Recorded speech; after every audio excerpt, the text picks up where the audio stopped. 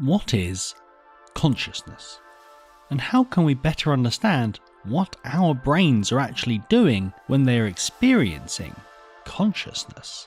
It's one of those early stages of scientific development in which we are still agreeing on the concepts. Historically, consciousness has been studied by comparison to unconscious states like dreamless sleep, but some researchers are interested in another perspective. We try to understand how do we change the quality of conscious experience in a radically different way.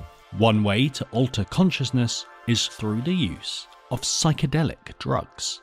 These are compounds that can change a person's experience of consciousness. Vast vistas, infinite expanses of detail and intensity.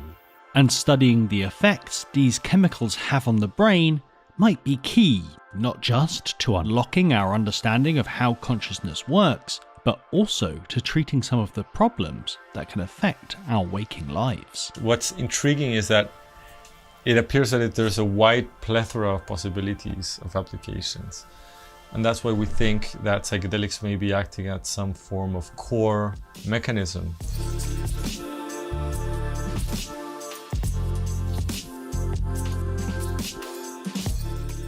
We think of consciousness simply as experience, right? So that remains when we are not in dreamless sleep or under anesthesia.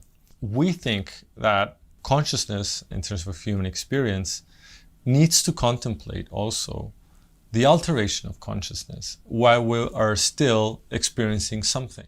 Chris Timmerman's research uses psychedelic substances to disrupt some of the key aspects of the human mind, like throwing a stone into a still pond to see what happens. Perception makes up our day-to-day experience of reality. In the psychedelic state, the features of perception, are features of what constitute the external world, are modified. So, for example, with this experiments that we do with DMT, we see that people have a perception of entering, if you will, alternate dimensions that feel very real. All right, so subjectively felt to people as very strong. Modern neuroscientific theories posit that somehow we live in some form of constrained hallucination. We make up reality. So, intriguingly enough, in the psychedelic state, we may be able to access some of the brain mechanisms that allow us to construct realities, even our ordinary reality. To perturb people's perceptions, as well as other elements of consciousness in the brain, Chris needed a suitable drug. His current focus is DMT, or N,N-dimethyltryptamine, a naturally occurring compound found in small amounts in many plants. DMT is one of the active ingredients in ayahuasca, the brew that has been prepared by indigenous peoples in the Amazon basin for social and religious uses for over 1,000 years. When it comes to research, DMT has several advantages over other psychedelics. With DMT, we have a very reliable way to induce a transformation of experience in which external reality is radically transformed. What feels like a real, new sense of reality comes up, emerges, that feels very immersive. And the duration, so this entry into this state lasts only 10 minutes. So here we have an opportunity to have someone in the scanner, for example, administer DMT and capture their brain activity throughout the whole process. The next challenge was finding participants willing to undergo this intense experience under observation. I've been a long-term meditator for 30 years, and so I'm very interested in the nature of consciousness and the nature of self. And I started to hear about some of the research that was being done in psychedelics, and there was this whole renaissance in the last 10, 15 years. I was sort of drawn to try it, and even though I'm over 50, I thought, well, this is actually a good time to try it. Shamal was so interested in the new research into psychedelic medicine that he helped set up the Centre for Psychedelic Research at Imperial College London. which is how he learned about Chris's work. As I became involved in the center, I knew that Chris was working on this DMT study, and I thought it was very interesting. Having been judged a suitable trial candidate, Shamil was eventually prepared to receive a dose of DMT while having his brain scanned. And I was definitely nervous by that stage.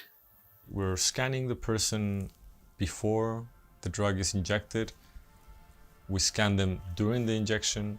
We scan them throughout the whole experience. And also when they're back, participants describe a range of different phenomena. I get this incredible energy, vibrations going throughout the body, and in the visual field, I feel the entire visual field pixelate into fractals, into geometrical patterns.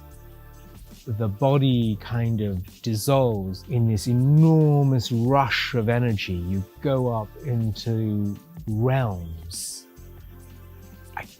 very difficult to describe, super high definition, moving patterns and geometry. After that, we perform interviews, questionnaires. We capture psychological data, or what we call phenomenological data that pertains to the study of human experience, so that then we can interpret whatever change or modification we see in brain activity in light of experience. The intriguing thing is that this experience many times for the individuals feel very authentic, very real. It's almost as if an experience that they never thought their mind would be able to conjure up.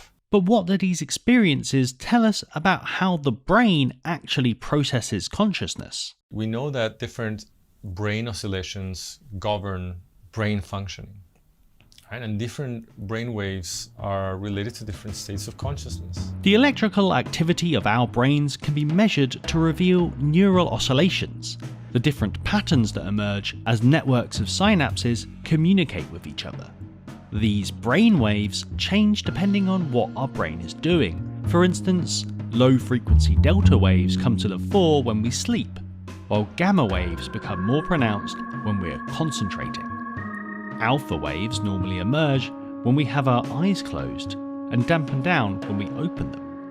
But DMT changes this. The DMT comes in and this alpha wave goes down, but the eyes are still closed. But nonetheless, they're having a very vivid experience at the sensory level. And then the other one is that we see that the lower frequencies, lower oscillations when it comes to brainwave activity, such as delta waves, which are also very pronounced in states of sleeping, we see that also they become elevated. And when you think a bit about what is really occurring in dreams and in sleeping, is very similar. We are detached from this external world, but nonetheless, we start playing these movies in our brains, in our minds, making up convincing reality, convincing experiences, very much as what happens in dreams. And to further understand the effects of DMT, Chris is using fMRI, a technique better at pinpointing what is happening in specific locations and specific networks within the brain. I think we can understand these findings in light of the notion that consciousness is this form of constrained hallucination, and that this form of constrained hallucination is governed by the hierarchy of these brain systems, how they are arranged, and more importantly also what is happening at the top of this hierarchy, the systems that govern all the rest of the connectivity patterns all the way down when it comes to human experience, all the way down even into our more basic perceptual levels, right? So the idea is that models govern our perception of what is real and what is not real. Apparently with psychedelics, when you disrupt these models at this very high level, everything down also can be altered in a very significant way. The brain is able now to explore new models, new stories, new possibilities that can have the level of immersion and reality that our everyday lives also have. Understanding how these drugs act on the brain and the effects they cause to the systems that underpin our consciousness opens the door to some exciting practical applications. When you think about depression or anxiety, one of the stable features is the symptom of rumination, right, in which bad stories are replayed, and we cannot really break away from them, right? There's kind of like a looping aspect to them.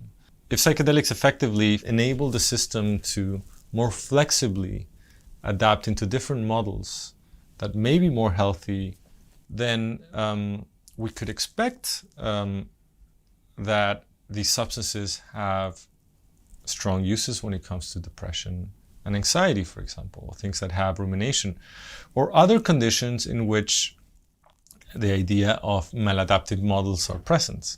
DMT shows incredible potential, both as a clinical treatment and a tool for research. And next, Chris wants to better harness the drug, customizing and extending its effects to reap even greater rewards. When we think about personalized medicine and we think that every individual have their own needs, for example, we can now think of tailoring that experience to that individual for a specific mental health purpose. And from the point of view of consciousness research, it provides us also a flexible way to explore the ways in which we induce the alterations of experience and therefore try to address some of these fundamental questions that concern human experience.